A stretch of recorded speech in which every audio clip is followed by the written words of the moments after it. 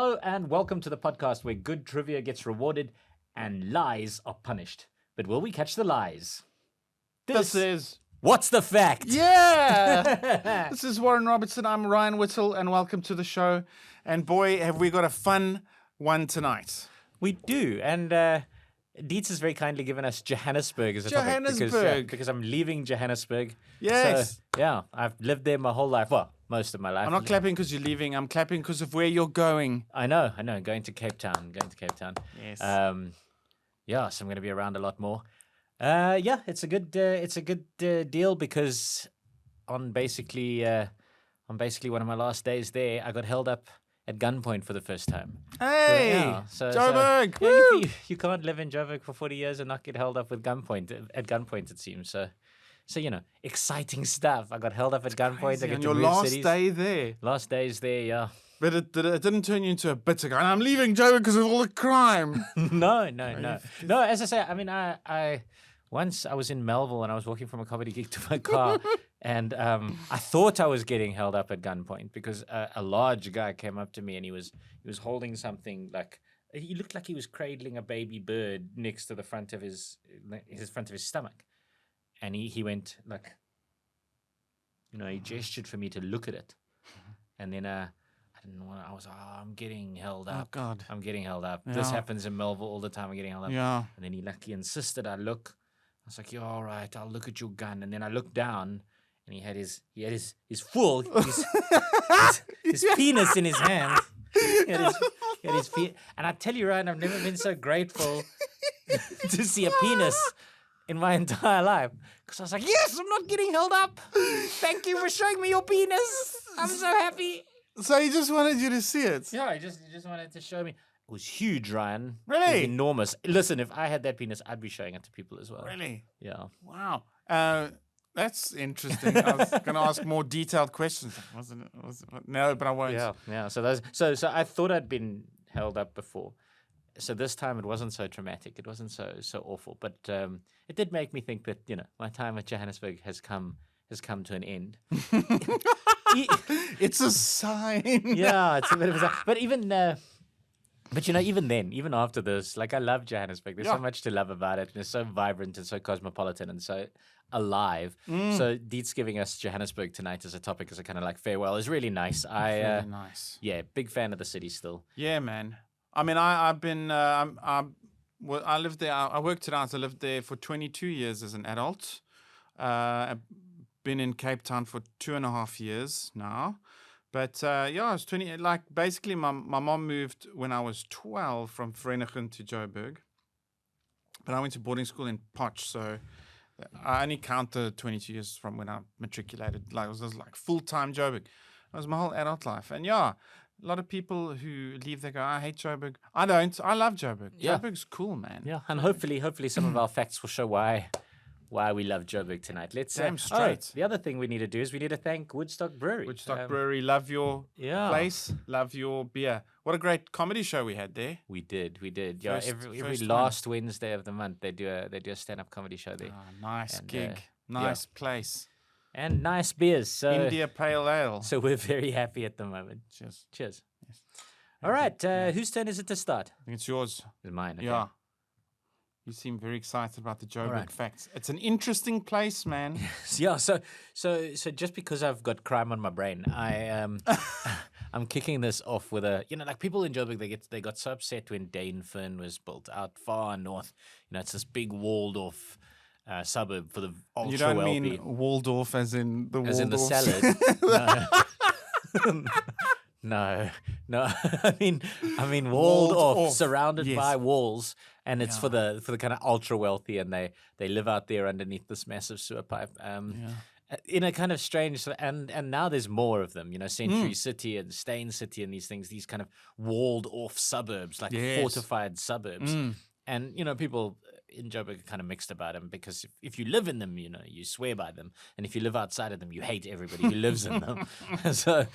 But the funny thing is, this is my fact, is that the very first suburb in the northern suburbs was a walled off suburb in Johannesburg. So the very first suburb ever to be developed in the northern Johannesburg, in the suburbs. northern suburbs, was in fact a walled off suburb. It's how Johannesburg has always done its suburbs in the north. Well, what a fact. That's your fact, eh?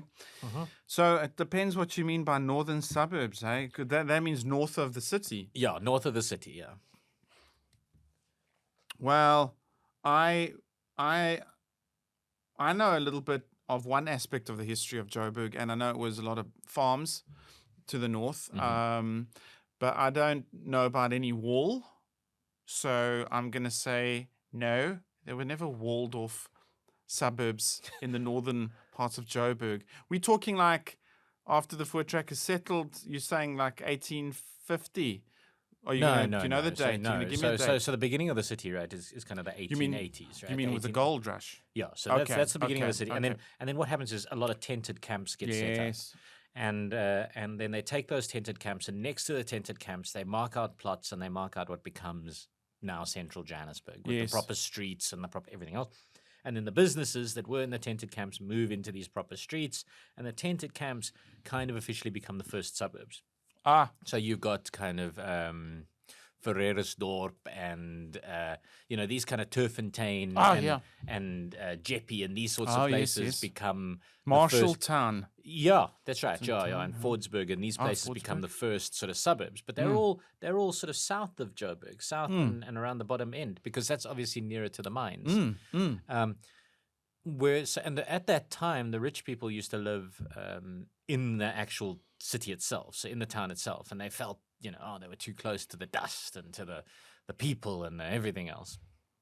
But you're right. At that stage, north of the city was farms, and I'm going to say, but I'm going to say no. Hey, I've said no. You're lying. Okay. all right, okay. I mean, if you want, you Yes, can take it back if you yes. like. You sure? No. Okay. So can- then in all right. 1890, this dude by the name of Edouard Lippert, I don't know how to pronounce it, Edward Lippert, he bought a farm north of Johannesburg. What the heck was he doing in Joburg? What's this French shark doing here? Yeah, but so I'll tell you what he was doing, because he planted the Saxonwald forest, and that wood was being used in the mines. So he bought this big farm called and planted the Saxonwald forest, and then part of the farm was the ridge that is now the Parktown Ridge, and he could see the views and things, and he saw a lot of potential for that area to become housing, and he subdivided it into plots. But it was only really in like 1892 that a woman by the name of Lady Florence, I think it's Florence Phillips, she rode her horse out of town to the north, and she rode up that Parktown Ridge, and she could see the Magaliesberg in the distance and the Saxonwald forest below her, and she convinced her husband that they had to build their mansion there. Yeah, and so they built a mansion there, and it was the first proper landlord style house called Hohenheim. And very quickly, that area then became very popular amongst the wealthy who then wanted to build their own mansions at the top of the ridge. And it quickly got subdivided and turned into a proper little town, and streets were laid out, and they were all given these kind of quaint English names. And there's a square there, much like an English village. And indeed, it was walled off. Good grief. So Parktown, when it was first developed, was a walled-off suburb for the ultra-wealthy. Wow. For the landlords of Johannesburg. Good grief, Yeah, man. there you go. That's a lovely fact. Yeah, So yeah, very good. And I'm going to stay on that theme with my first fact. Talking about landlords, man. The Rand Club, corner of Loveday and Commissioner.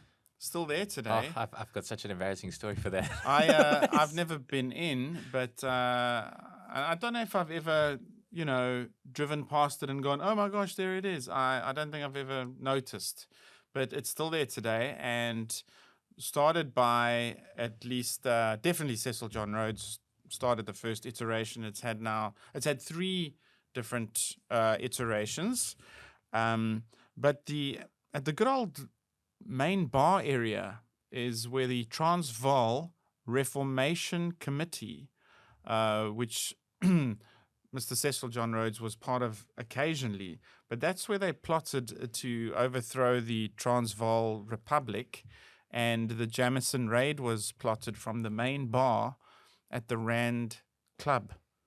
That's my fact. Yeah, I think that's right. And I mean, I can believe it. I've been in that main bar. Have you? Yeah, and I mean, What it you- brought what were it you- brought what were you it doing brought out the dick in me because Yeah. what happened is I was invited because the Rand Club for a long time recently, the last few decades, it's been really struggling because it's got no parking. It was never designed as a building for cars.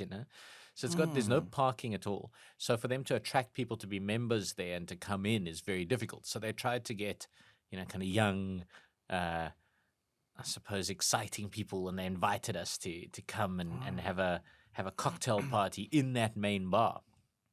And the place is very very kind of colonial and traditionally mining friendly, but it's beautiful. But it was old and kind of worn and very interesting sort of building. And I, in fact, if you go and you Google my bio photos for I've got a comedy shoot that was actually taken in there because they've got a basement with these huge old billiard tables and snooker tables, and then this main bar is just animal heads all around the side. And I naturally thought it was hilarious to spend the entire evening being all like, "Oh yes, I remember when I was in Africa. We we used to shoot the animals willy nilly. People say there's no tigers in Africa, but there used to be. It's very like that the whole evening, thinking I was being hilarious. And then at the end of the night, they gave everybody membership forms except me. I wasn't what they were looking for, I think. But yeah, I could easily imagine that bar was definitely around at the time.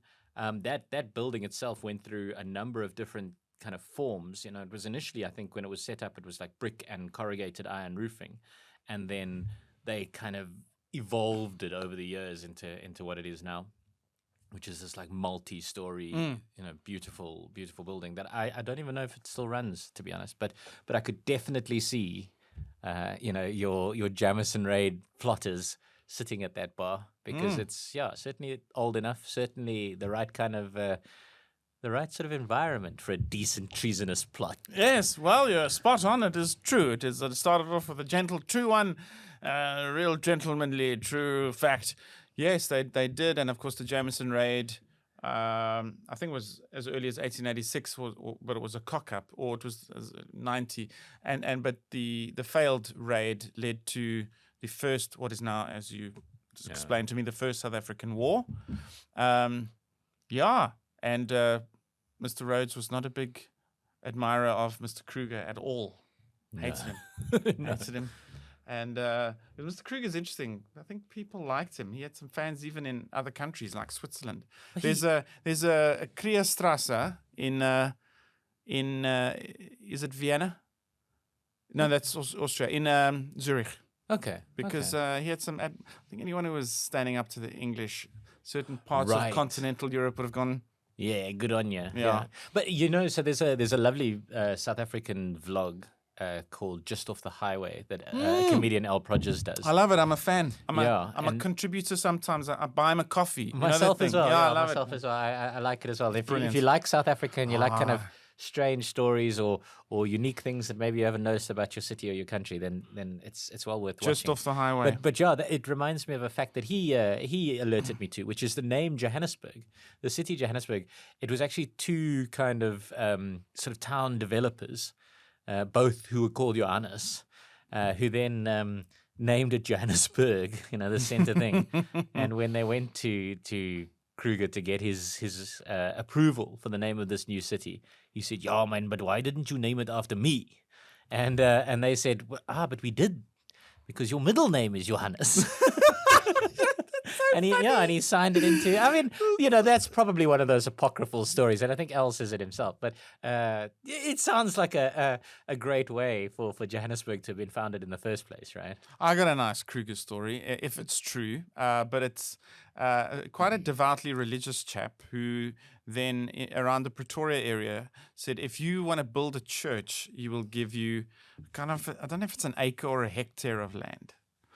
I don't know, but let's call it an acre for the sake of the story. Right. So you want to build a church, you can apply to the Transvaal Republic, and Mr. Kruger and friends will give you an acre of land to build your church. So this is quite a tender story because the Pretoria Jewish community from Lithuania and my mother's mother was part of that community. My great granny, we called her Little Gran. Name was Millie, but She was 6'7". She used to play rugby for Northern Province, yeah. For Northern Transvaal. Northern Transvaal, yeah. So, but the story goes that that Pretoria Jewish community, the rabbi approached the Transvaal government for an acre of land to build a synagogue, and this is so funny. And he said, "Yeah, okay, you can have half an acre because you only have half the Bible."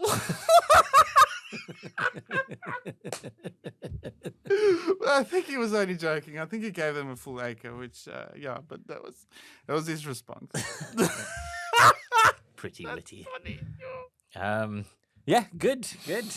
Like I was talking about the Saxonwald Forest, which obviously now is where it's where the zoo is. Where the zoo is. And it's where the Guptas made their home Compound. in Saxonwald, in the suburb of Saxonwald, which is obviously named after the Saxonwald Forest. Even the Saxonwald Forest was spelt slightly differently. Pretty part of the world. Yeah, People don't know the pretty parts of Joburg. It is. It's a lovely part of Joburg. Have you ever had tea at the Westcliff? I have indeed. And in fact, that's really an apt kind of thing to talk about, because what I'm going to say now is the view from that Westcliff. You can see how many trees there are in Joburg, and there's millions. And I suppose my fact is that Johannesburg is the largest man-made forest. Johannesburg counts as the largest man-made forest. Yeah. I mean, you spoke about, like, one of our previous episodes. We had these urban legends that you think are true, and then you find out the facts are, well, it's not actually true. But I also know this urban legend as to be true. So I've also heard that Johannesburg is the largest man-made forest. I actually heard more specifically. I'll say it's true, but I've heard more specifically that the claim is Bryanston is the largest man-made forest. Just tiny little Bryanston. Yes, then the estate agents refer to it as Leafy Bryanston. Of course they do. Leafy Bryanston. Yeah, but estate agents refer to tiny places as being neat as a pin. They have their own unique kind of language. Those in nutcases. Yeah, in my former life, I was able to, with the kids and stuff, we actually rented a townhouse in Bryanston. We got it at an absolute steal, but one of these old school lovely townhouses, 3 bedrooms. We rented it for very affordable in Bryanston, in the heart of Bryanston. Like, it was one of these forgotten old 1960s or something brick, and so we stayed in Bryanston for about 3.5 years. Lovely. Very leafy. Nice. It was very leafy. It was very leafy, yeah. Well, I mean, if you get that view, if you get a chance and you go and you sit at Westcliff and you have tea or a cocktail or something, and you look out over the city, it's very easy to believe that it is the largest man-made forest. Yeah. So I'll say it's in true. The world. Essentially, I'll say your fact is true. Okay. It isn't true. It isn't true. Yeah. It's one of those. Yeah. I know. It's one of those. It's one of those urban legends. Proudly South African. Please be true, because we're so proudly South African. That's how I felt as well. It's one of those urban legends that unfortunately isn't true, but is close. So good. as it turns out, it's not so bad. So firstly, it's not the largest man-made forest. Not even vaguely, right? There's a forest in China which they're calling the Green Wall, which effectively they're trying to forest right up against the Gobi Desert, the entire stretch up there, to try and stop the encroachment of the Gobi Desert. Fantastic. Yeah, so they've planted some 500,000 square kilometers, which is 50 times the size of Johannesburg. They don't fuck around in China. They do not. Yeah, they do not. So that's 50 times the size of Joburg, and that's just forest. It's not like an urban forest. So this is where some other people are already screaming at the podcast. Oh no, it's not the largest man-made forest. It's the largest urban man-made forest. Okay, so let's deal with that now, because it's not that either, unfortunately. Yeah. So the World Economic Forum did a study, and part of that study was that they incorporated Google Earth, and they just looked at how much greenery, how much canopy cover a city has. So then they kind of said, and they ranked the cities by canopy cover, right? And they ranked the cities as follows. So number 10 was Frankfurt in Germany with 21%. Number 9 was Sacramento in California with 23.6%. Number 8 is Johannesburg with 23.6%. Number 7 is Durban with 23.7%. Number 6, Montreal, Canada, 25.5. Number 5, Sydney, Australia, 25.9. Number 4, Vancouver, Canada, 25.9. Number 3, Oslo, Norway, 28.8. Number 2, Singapore, 29.3. And number 1, Tampa, Florida, 36.1%. Yes, Now the detractors are saying, yeah, but which of these are naturally green and which of these are right? You see, like I haven't thought this through. Like I'm an amateur here. It's like you used to write for People magazine. Okay? Yeah, we're nuts about the facts. But yeah, so now you have to look at these and you have to say, okay, so which of them would be naturally leafy? In Tampa, Florida, obviously it's the Everglades and Florida's is lush and jungle. So perhaps that's not naturally leafy. Oslo, Norway, forests around there. Yeah, it's possible. It's possible that it was naturally quite leafy.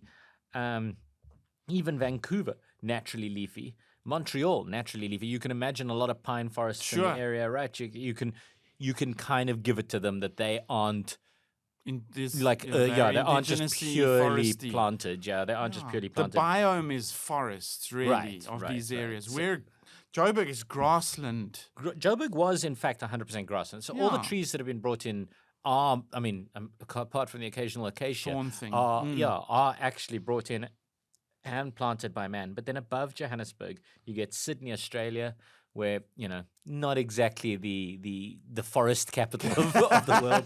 So Sydney's at number 5. Then, and this is the big one for me because it used to be a swamp before it became a city.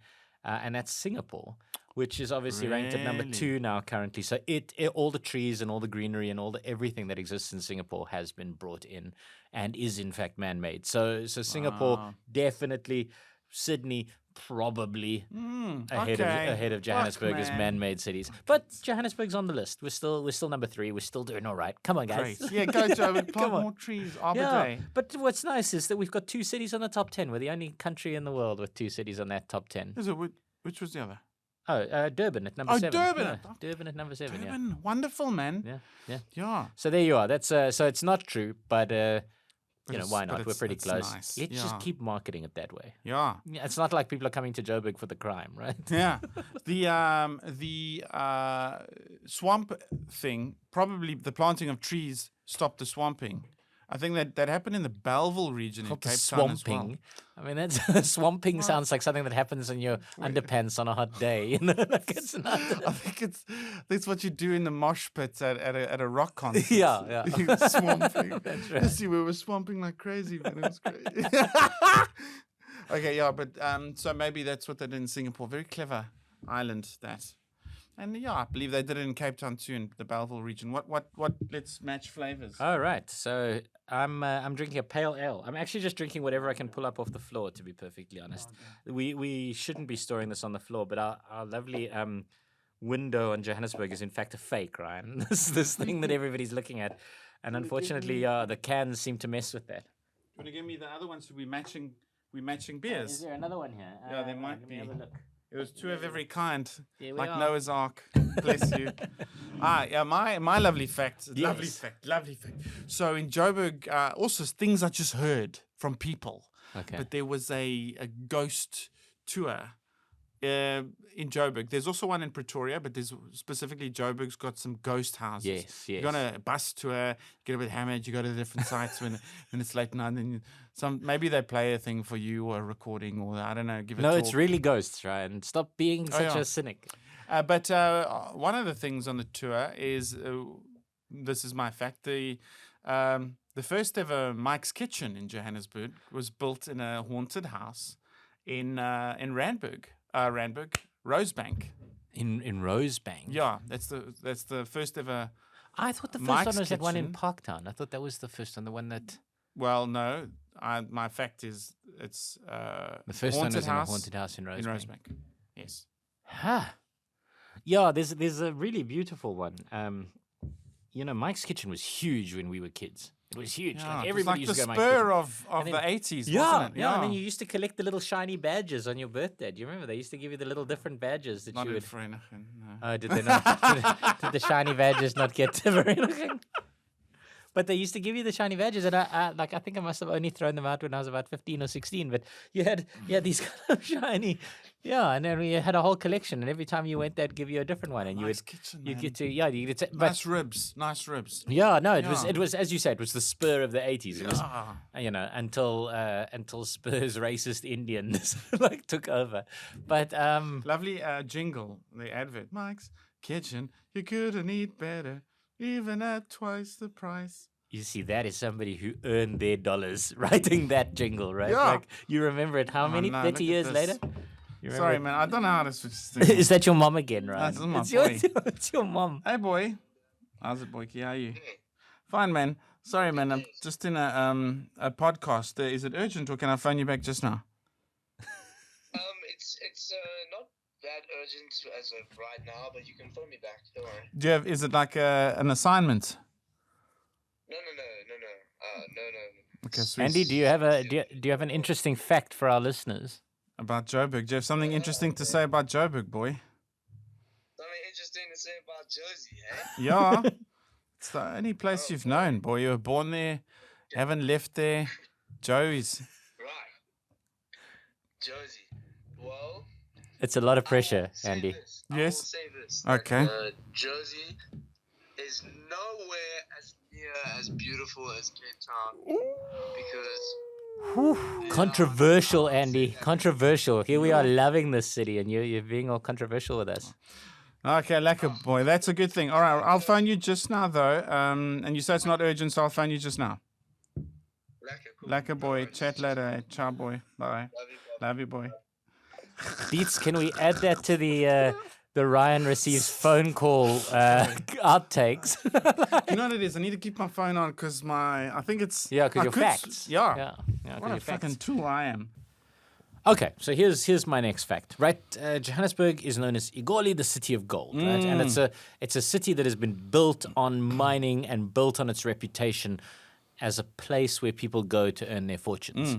Like even Nelson Mandela said that he came to Johannesburg because he heard it's the place where you can earn your fortune. And then, being Nelson Mandela, he cracked a joke about it and he said he arrived and it was just gangsters. But yeah, so it's obviously started because of the gold rush. It was the reason it exists at all is because of gold. It's not on a major tributary. It's one of the biggest cities in the world that isn't on a water source.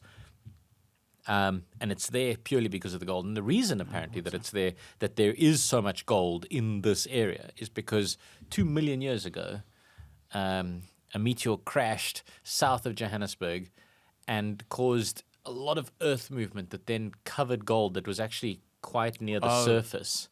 Right. Yeah, which then led to that gold being quite a lot deeper, but protected from erosion. So, so there's quite a lot of gold. The gold veins that do exist are very rich, but they're also quite deep.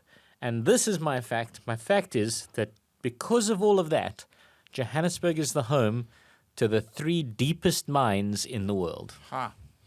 Well, I got a lovely fact coming up at the end, which is it's about that, but it's also more about 80s music. Oh, obviously. Really? Oh, really? Okay. Okay. But I'll say it now. I know Durban Deep was always one of the ones that was always well known as being I think Durban Deep is one of the shafts at a mine. I don't think it's a mine. I don't think it's the actual mine. Yeah, I think it's Oh. one of the shafts at a mine. I Really? think. I stand to be corrected. Okay. Please let me know on the comment section. But measurements on talking crazy 2.4 kilometers under the ground is what I believe Durban Deep measures at, which is just mental.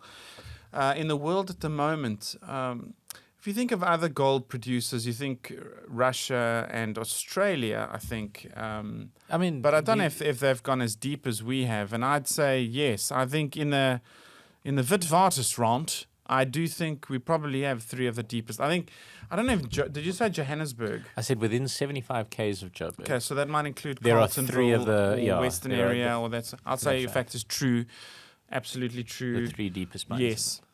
You're actually right. Yay! Congratulations. Yeah. Go, Josie. I'm gonna. You go dig those deep mines. Yeah. I'll do a little countdown for you. It's Kusasaletu Gold Mine, operated by Harmony Gold. It's located 75 k's from Joburg near Carltonville area. Okay. So it's 3.38 kilometers deep. Grief. Yeah. Then second deepest is the Driefontein mine, owned by Sibanye Stillwater. It's also located near Carltonville, which is also that's 75 k's away. Second deepest mine in the world, with its depth extended up to 3.42 kilometers. But the ruling champion, the undoubted ruling champion, is the Puneng gold mine, which is owned by Anglo Gold Ashanti. It's located southwest of Joburg, and it's actually a lot closer than the others. The operating depth of this mine, I mean, this is at the end of 2018 was 3.84 kilometers, but they had plans over the next few years, and they may be now quite close to it, of operating to a depth of 4.27 kilometers below ground. My genade. And I mean, one of the big things. Whereabouts? Do you know where? I know you say southwest. Do you know? Is it sort of Bronfentan or? I don't know exactly. No, think I mean, yeah.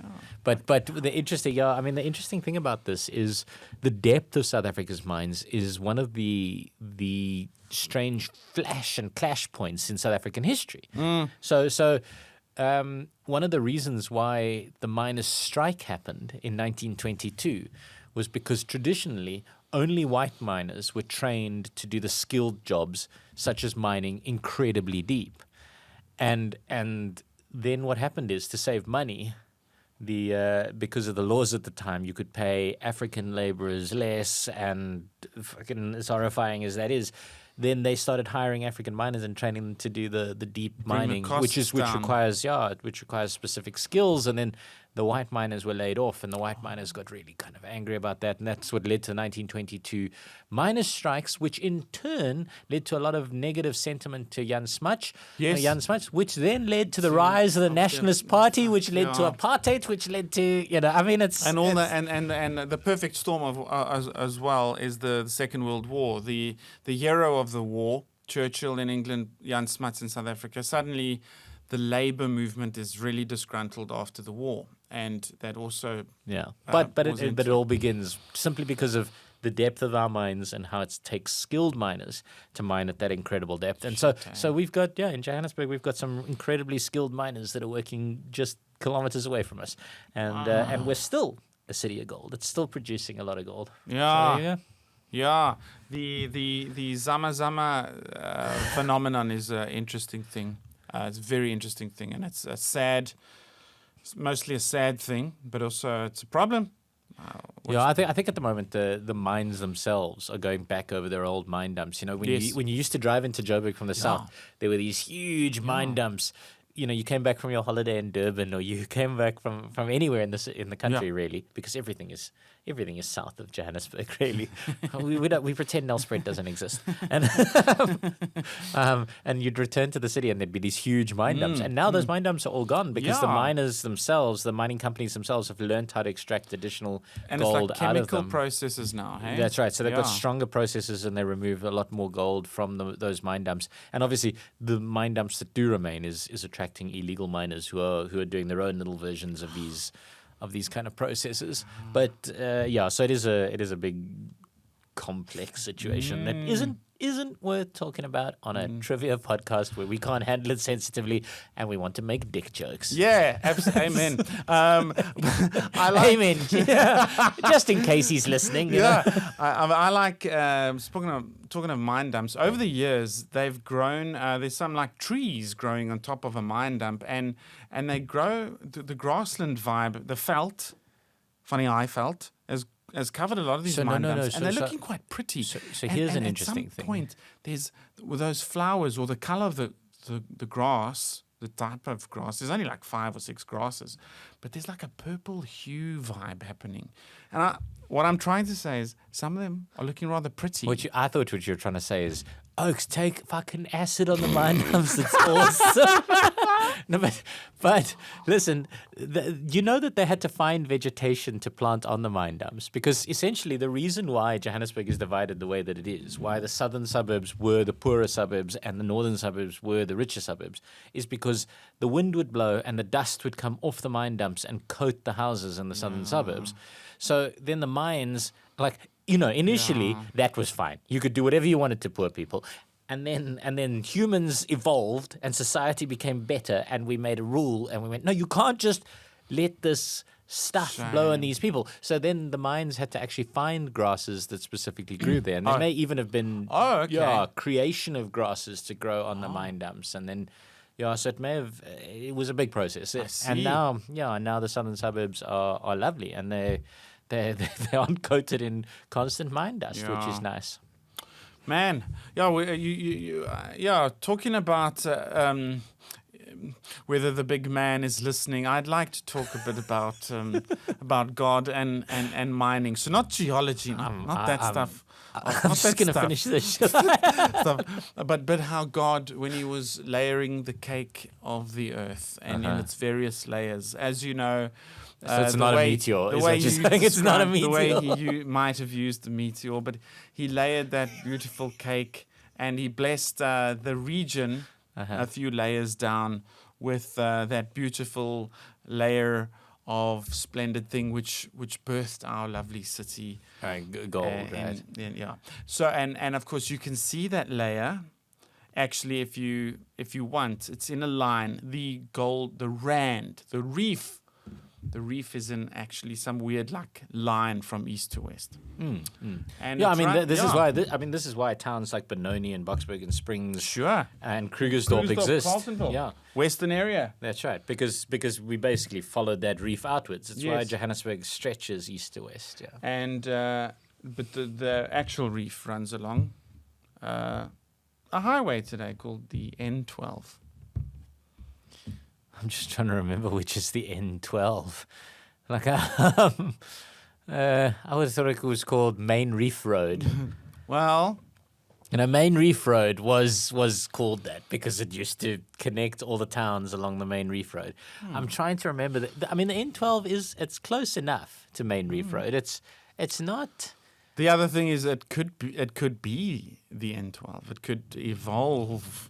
The N12 does run east to west, and you're right, and it kind of takes that little southern detour out to Springs and Carnival City, which we know so tragically. It's all part of these gold mines out in Springs. There's a gold mine called Bronfentan out in Springs. Did you know that? I used to work in Springs. Shout out, Springs. Bronfentan. Yeah, but no, so definitely Main Reef Road used to run that connection between those towns, and I think the N12 was built to perhaps be a faster way to get between the towns, because it certainly helped. I didn't take Main Reef Road when I was heading out to do my gigs at Carnival City, But but the N12 is definitely built much later than Main Reef Road. Right. Definitely. So I think you're doing that thing again. I think you're doing it again, where in fact it's Main Reef Road that connected all of the towns, followed the reef, blah blah blah blah blah blah blah, and you're just making this thing about the N12. All right, that's what I'm going with. I'm doing so shit on this episode. Spot on was it's I was talking cuck because the fact is true. If you substitute N12 with M2, Mike 2, so the M2 runs from east to west. It's the one that runs right next to the city.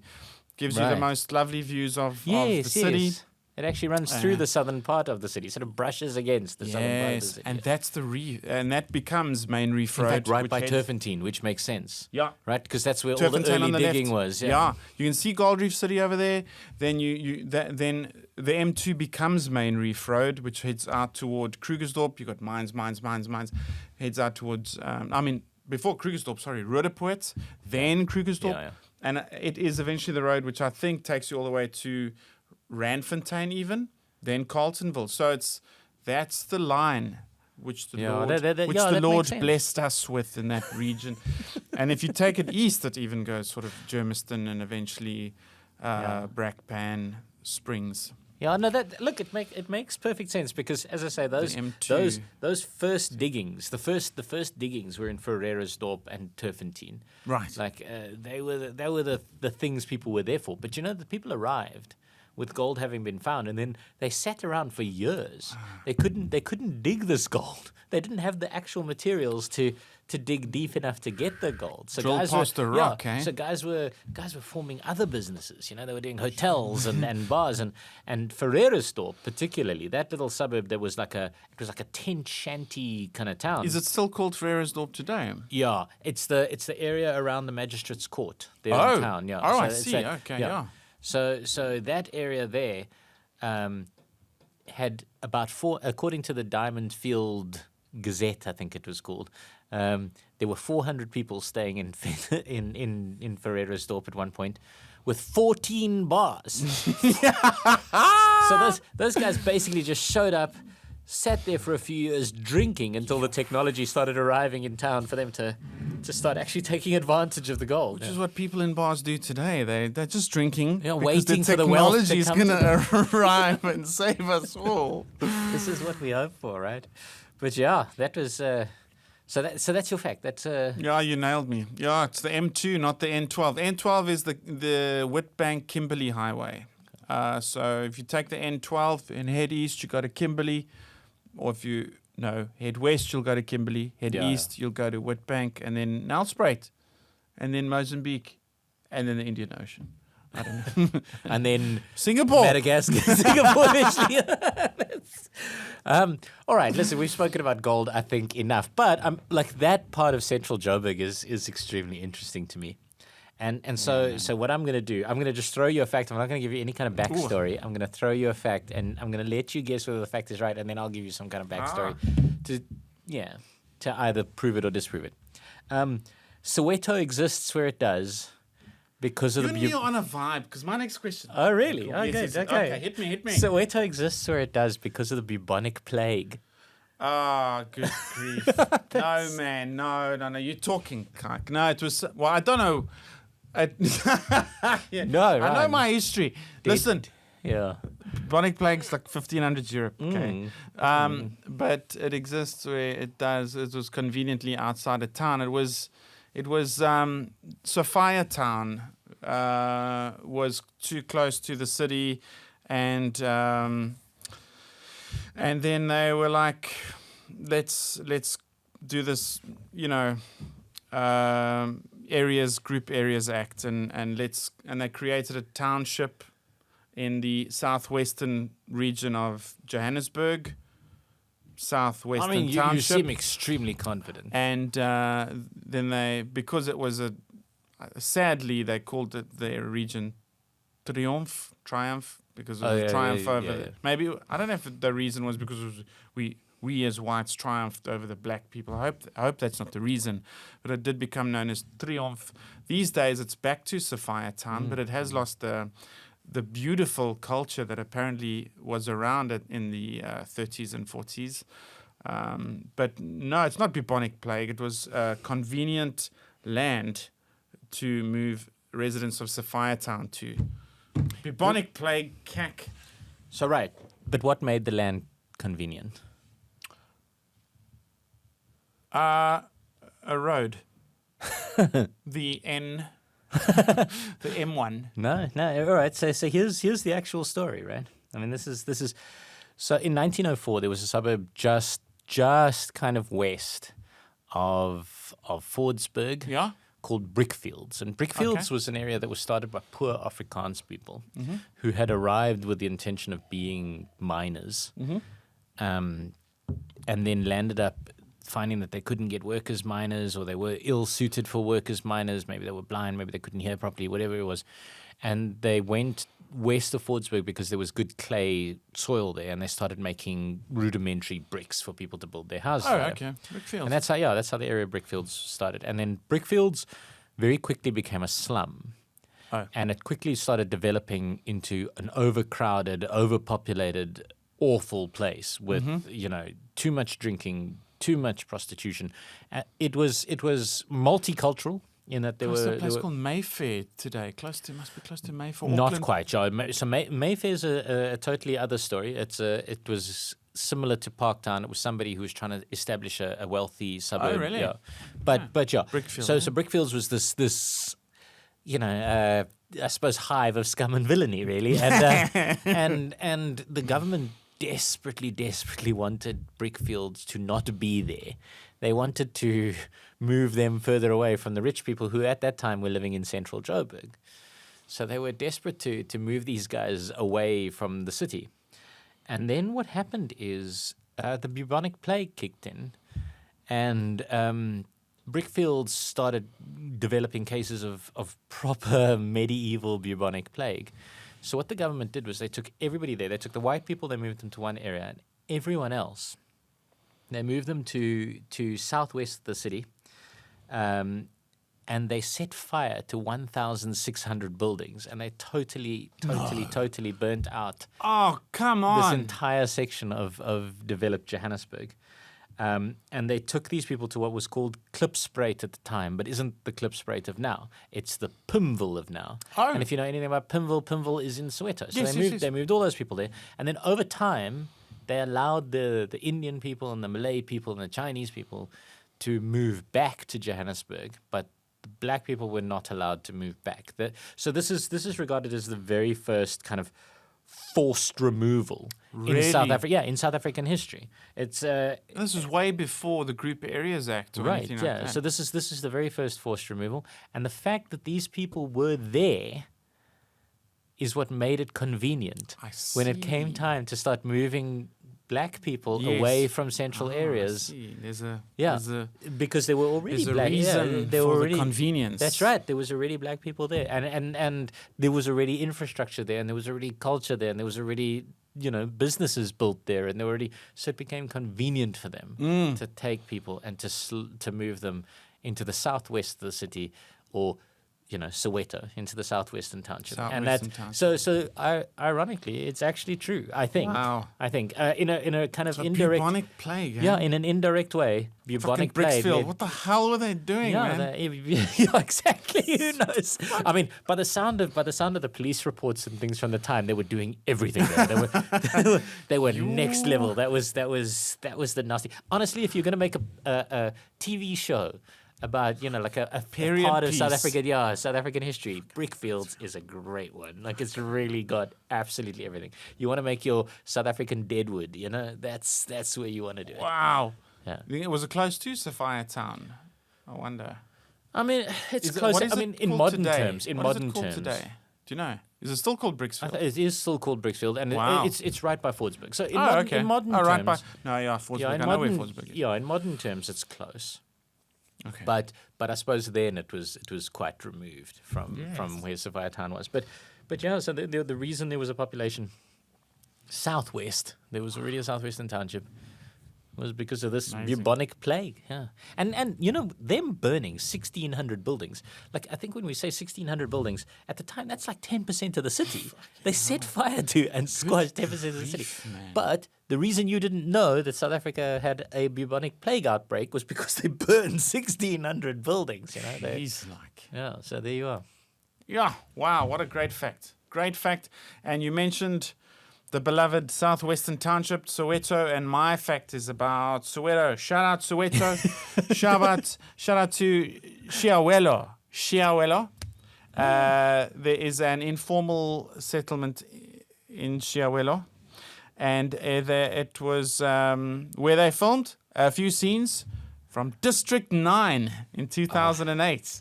District 9 is one of my great regrets, because what happened is we knew the casting director of District 9, and he came around to our open mic comedy nights, and Yeah. He's Yeah. a mate of mine. It's old Denton. Yeah, and and he he's had a married to old Stella. yeah. And Thanks he for had that. he had an What evening is where in the stuff? yeah, but he had an evening where he asked us to write jokes about immigration and illegal immigrants and these kind of things. And then the idea was, it was actually a bit of a secret casting. And those of us who did it, effectively, every single one except me wound up in District 9. And the reason I didn't wind up in District 9 is because the week after that event, I went over to London and I lived in London for 2 years. Oh, bugger, man. So I missed out on... You know who was in District 9? Yeah? This guy. Yeah. I know. Everyone there. I was a bit cross with my ex-wife at the time because there was the one day we're going to do talking parts. They're going to interview the extras as if, just improv kind of, and then she's like, oh, you can't because we have a function and the kids have to be looked after and I've got to go there. And I got there, so I had to leave the set early. And then I got there and it's like, oh, sorry, I found a person. So you also have deep regrets around District 9. I could have been a talking part in the movie and I'm just the freaking face in the background. So I'm just the face in the background. I mean, you got more out of it than I did, to be honest. But it's, that was my fact. Shiawelo in Soweto was the scene for some seriously cool scenes in District 9. District 9 was a wonderful movie. It was really, so clever, so simple, and really simple, right? Really simple, really clever. That's what satire should probably be. I can believe it. I think that's true. My really shit point scoring episode you continues. did? Oh, really? Okay. Yes, now you. I thought you were about to reveal to me it was some other part of it. No, Shiawelo. The first weird scene. Denton phoned me. I'll never forget. I was on the sports field of my kid's school. It was some Saturday clambathon thing, and he phones me and he's like, "Hey, bro. Hi, Denton. How's man? Cool. Do you want to be in a Hollywood movie as an extra?" I'm like, okay. But it's I don't know if it's right to mention how much we got paid for the day, but it was a great rate. It's like, you might have to put in a few days leave. I'm like, I'll do it, bro. That's adding up. Carry the 5, carry the 6. Yes, that's a good fee. So I said yes, and the first shoot was down the road from me in my street. It was the townhouse shoot. It was where the dude collapses. Oh yes, I remember. Was that the company party or the? Yes, and it was shot in a townhouse in North Riding, and I had just bought a house in North Riding down the road from Ballet's Drive. Convenient. Yeah, so it was really cool, and then we had a serious mega few days of shooting in Shiawelo, Soweto. They had the whole production had negotiated with the leaders of the informal settlements, and I'm not sure where they stayed for that week or two, but they took over the informal settlements. Oh, wow. And then it was the scenes where they were evicting the prawn from their knocking. Yes, I remember. But what I've got to tell you, and it's amazing that I remember these facts. So President Zuma was in charge of the country, and there was a lot of cuck going on, and there was a bit of xenophobic stuff happening in 2008, and so that was really for me as well. But I was in England. There was hotspot stuff happening. So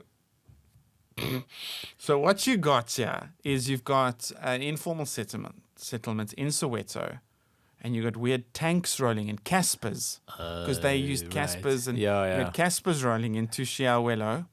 And you got oaks with guns, play guns, but big black suits, white Caspers, and we got oaks with clipboards. These oaks knocking on doors of shacks, going, "Open up, aliens, get out! Aliens, are you aliens? Get out!" No. And it's like in the midst of xenophobia, it was the irony and the whole, oh my. What the fuck? But I think that's why the movie works, is because it's got that underlying feeling, that real understanding of it. Yeah. And the director's a great guy, South African born, Canadian raised. But the first day on set, he came up to us extras and he shook our hand. He's like, "Nice to meet you. I look forward to working with you. Improv comedians. We're going to do some improv scenes. It's going to be great." And he was super friendly the whole time. And the main actor, Shelter, wonderful, super friendly the whole time and joking with us the whole time. Brilliant. Shelter Copley, I think. Yeah, Shelter Copley, yeah. He's in a movie Brilliant. now with the I mean, dude. the thing yeah. is, I think that movie kind of changed the international impression of Johannesburg because now we've got, the Avengers were shot in Johannesburg. Rock on, Joburg. Yeah, I think now Johannesburg's got a certain feel to it that international directors look for. And they're right to.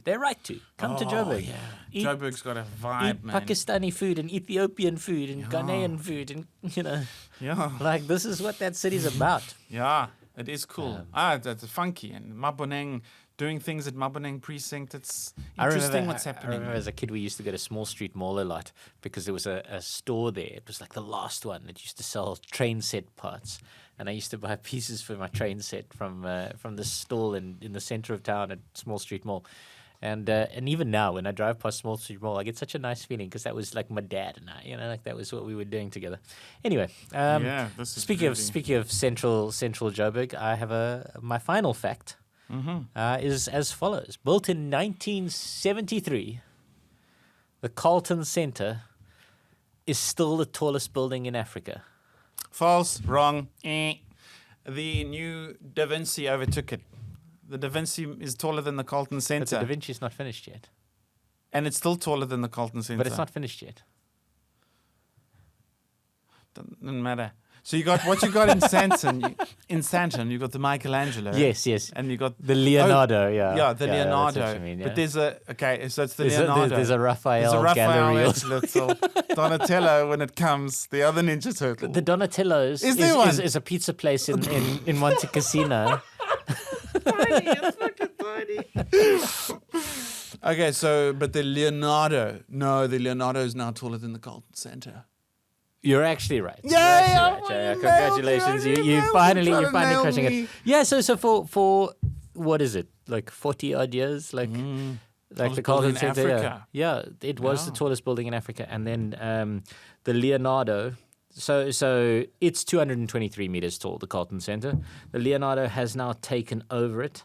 It's 234 meters tall. It is, I believe, at the stage where they are doing final touches on the last couple flats. It was supposed to be finished years ago, but Is it apartments like residential? yeah, it's lovely apartments, very kind of technologically I'd advanced shit myself. apartments. There's yeah. no ways I'd stay at that high. There's not a fucking Really? chance. I would. Look out the yeah. window, I'd shit myself. There's no fucking way. I'd never be able to.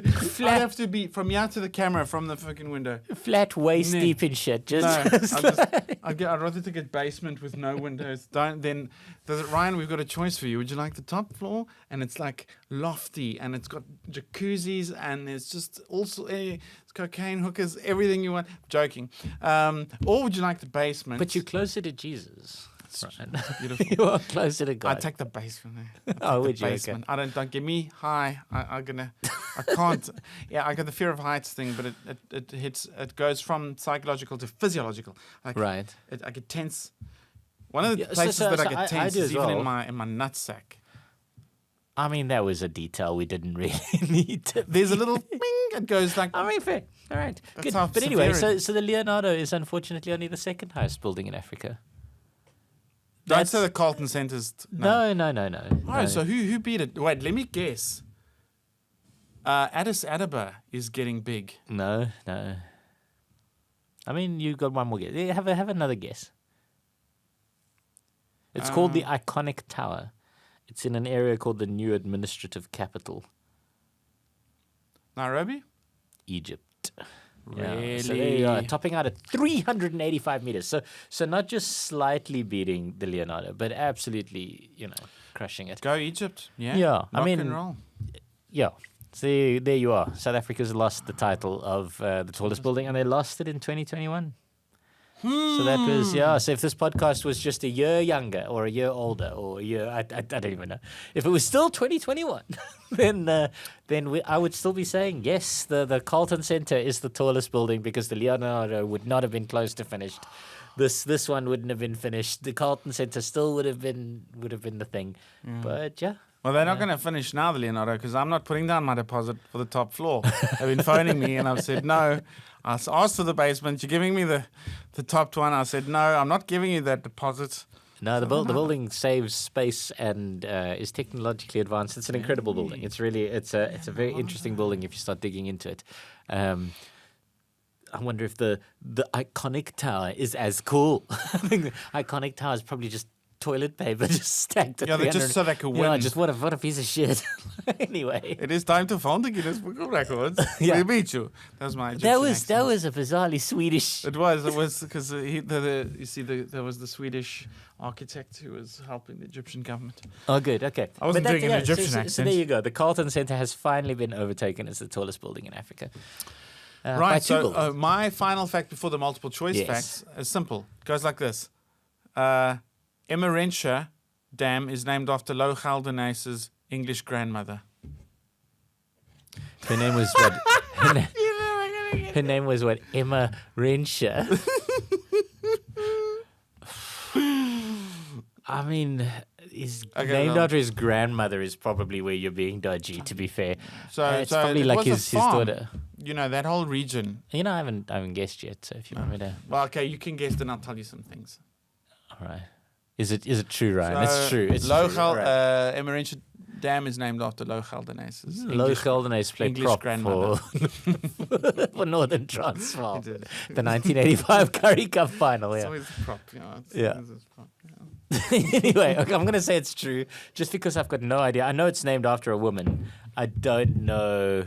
I mean, Lo Geldenace. Hang on. Lo Geldenace's grandmother was called Emma.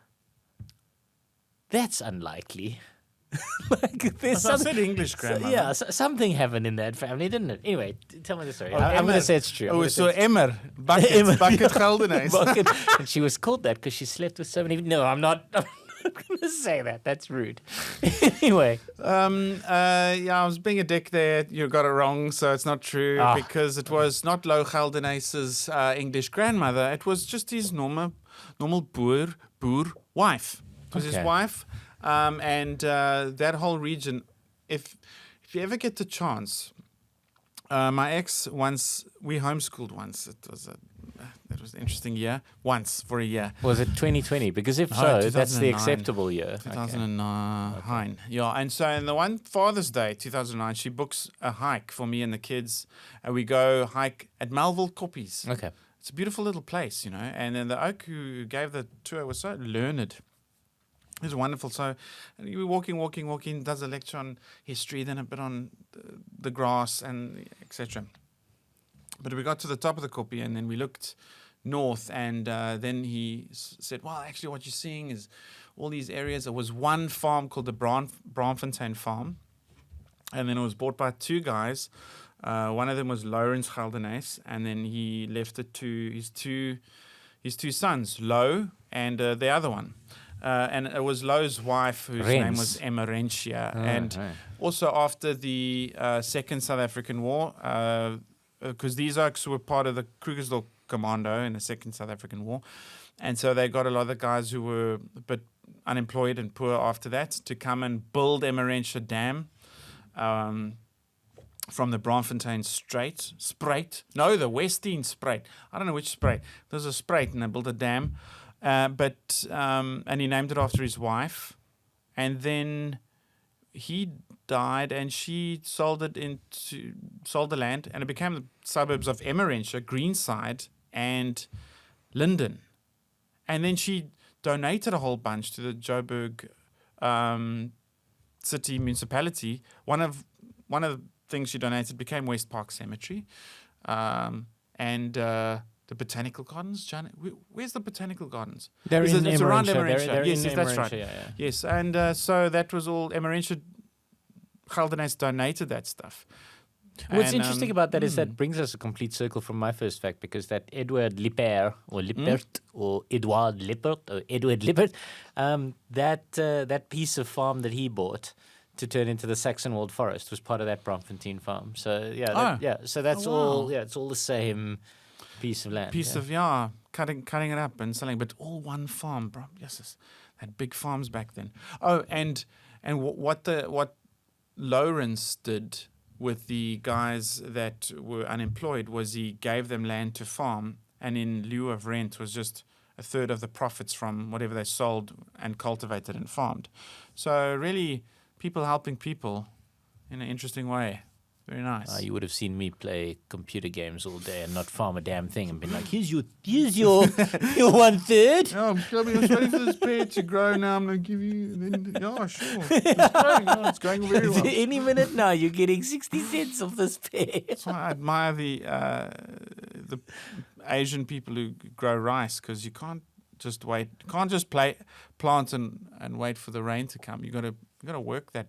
It's like the water. You cock it up very easily. This is not Johannesburg though at all, not at all. All right, we're on to our multiple choice time. On to our multiple choices, and I'm going to cheat this week, in that I've got about 50 selections for you to choose from, but I think it's obvious. So yeah, you should. This should be a free point for you. There are two universities in Johannesburg. The one is Wits University, the University of the Witwatersrand. Yeah, and the other one is the Randse Afrikaanse Universiteit, or RAU, which also stands for Rejected at Unisa. These are the two universities that you have in Joburg. And what I want to know is, which of these is not an alumni of Wits University? Which of these people? Yeah.